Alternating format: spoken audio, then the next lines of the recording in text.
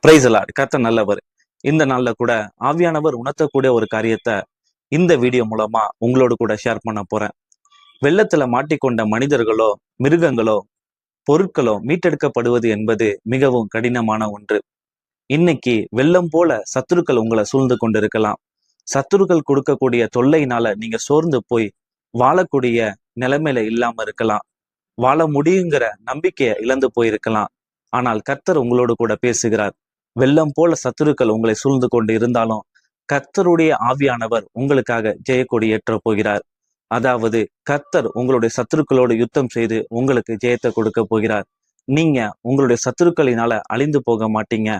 சத்துருக்கள் கொடுக்கக்கூடிய தொல்லையினால மாண்டு போக மாட்டீங்க. எப்படிப்பட்ட வெள்ளங்கள் உங்களை சூழ்ந்து கொண்டிருந்தாலும் அதுல நீங்க அமிழ்ந்து போக மாட்டீங்க, அழிந்து போக மாட்டீங்க. பயப்படாமல் இருங்க. கர்த்தர் உங்களுக்காக யுத்தம் செய்கிறார். நிச்சயமாகவே நீங்க வெற்றி பெறுவீங்க. உங்களுடைய சத்துருக்களை தேவன் முறியடிக்க போகிறார். விசுவாசத்தோடு இருங்க. கர்த்தர் உங்களுக்காக யுத்தம் செய்வார். God bless you.